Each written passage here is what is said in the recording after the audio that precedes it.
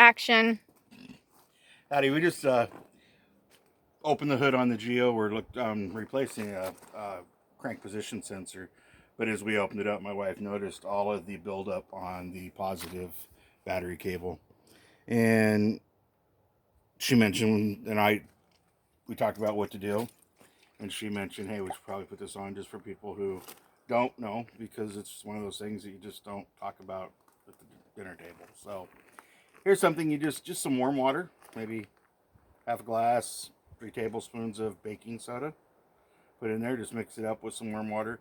I don't know that you have to use warm water, but I find it melts better in the warm water and just kind of makes a good solution that way. And all you're doing is just, pull your cover back. Better to wear gloves if you have them. And then just dump a little on. You can see we have already done it, so it's kind of spread out. It was all this bluish green stuff was all around this. Just a powder. And yeah, and you're just pouring it on. And we've got it mostly, but it will bubble up. It will just turn into a foam and just starts bubbling. I think we're so close. You can actually still see a little bubbling here, but nothing like what it was. And you want to hit both of them. Hit the ground. You're going to do that.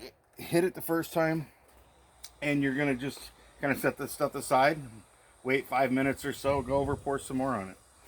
Take your time. Just try and let it build in and work in, and get as much of that out of there as you can, because when the time comes later, really when it hits this stage and you start seeing this, it's really a good time to replace the cables. Or as we were talking about, this is an expensive cable. I mean, it's got wires running off of it every direction. This cable would probably cost us $100. So what we will do is, we have plenty of room. We're just going to cut it off, move it back, and put a new end on it. Same thing on the ground. The ground is a little cheaper, so we could actually make this one probably pretty cheap. But if there's plenty of room, we may still just cut it and put new ends on it. It's a good indication when that time comes that your cables and these are just losing their coating and stuff that helps keep them from corroding. And I always highly recommend the little, when you go to the store, you buy your ends.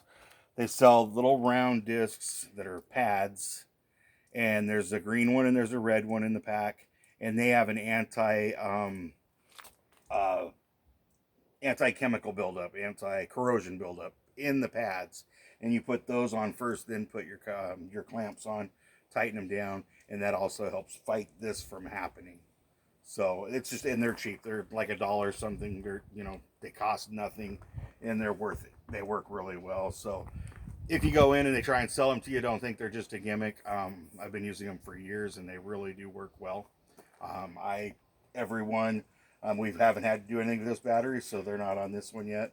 But I can assure you they will be as soon as we replace the clamps. They will go on first. I even have extra ones in my toolbox just so that I can open them and put them on. And so the pads last a really long time.